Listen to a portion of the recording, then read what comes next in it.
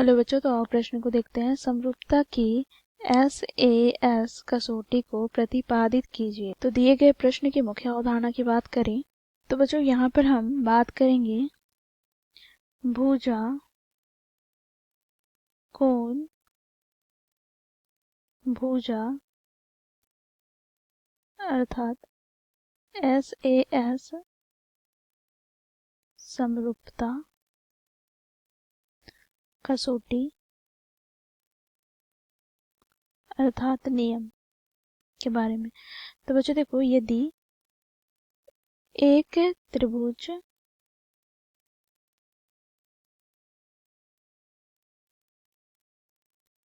का एक कोण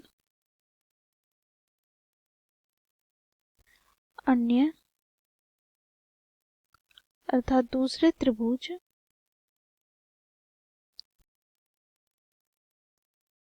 के एक कोण के बराबर हो तथा इन कोणों के अंतर्गत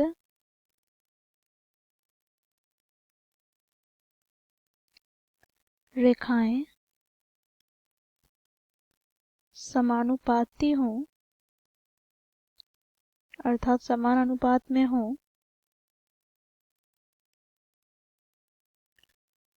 तो ये दोनों त्रिभुज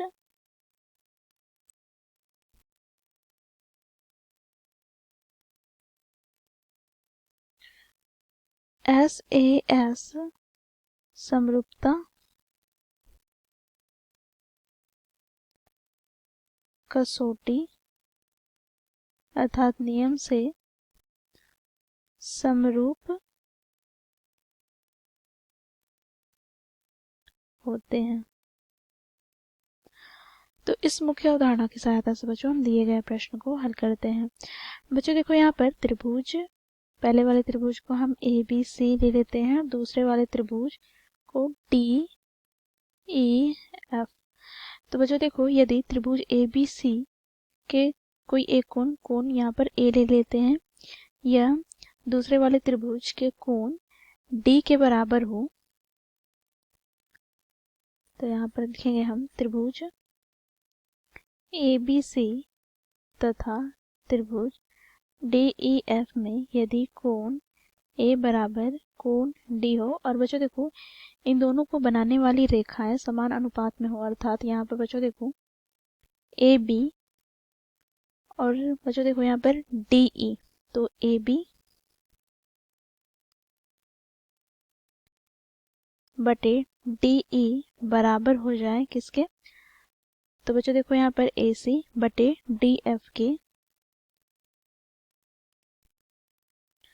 तो यहाँ से हम कहते हैं कि त्रिभुज ABC समरूप है त्रिभुज DEF के भुजा कोण भुजा समरूपता कसौटी से। तो बच्चों यहाँ पर हम लोगों ने देखा कि ये दोनों त्रिभुज के एक एक कोण बराबर हैं, साथ ही बच्चों इन कोणों को बनाने वाली जो रेखाएं होते हैं वो समानुपाती है अर्थात बच्चों समान अनुपात में है। तो ये त्रिभुज क्या हो जाएंगे, समरूप हो जाएंगे भुजा कोण भुजा समरूपता कसौटी से। तो इस मुख्य अवधारणा की सहायता से हम लोगों ने प्रश्न को हल किया। आशा करती हूँ आप लोगों को यह प्रश्न समझ में आया होगा। धन्यवाद।